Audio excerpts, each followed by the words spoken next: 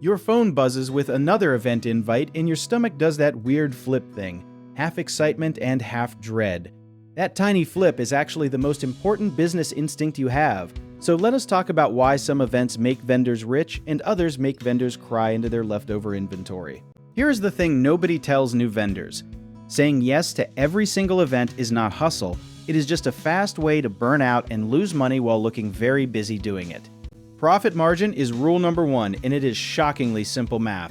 If a festival wants you to pay $300 for a booth and you can only realistically sell $400 worth of funnel cakes, you basically paid to do unpaid labor in the heat.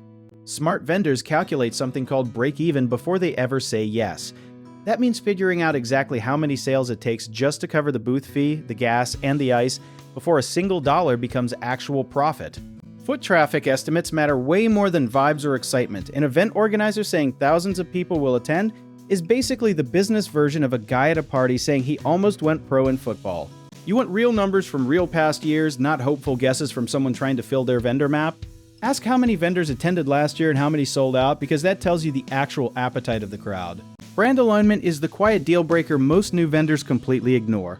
A fancy wine and cheese pairing event is not the move for a vendor selling neon slushies shaped like dinosaurs. Even though dinosaurs are objectively amazing, your brand has a personality, almost like a tiny business mascot, and that mascot should feel at home at the events you choose.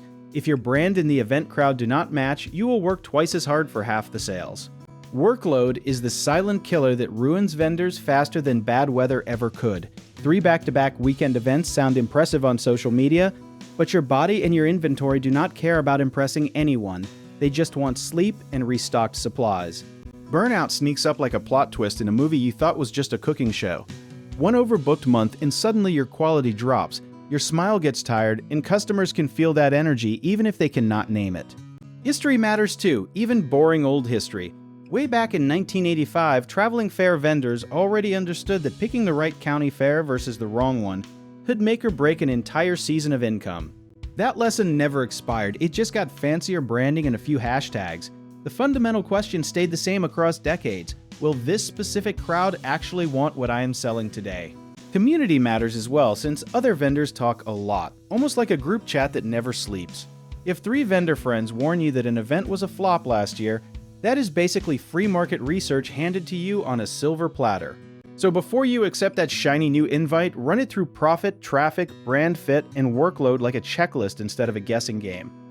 Treat each event like a tiny business decision, because that is exactly what it is, dressed up in balloons and string lights. If any of this got you thinking about your own vendor strategy, or you just want some real tools to make these decisions easier, do you want to learn more about our company? Check out our links in the description.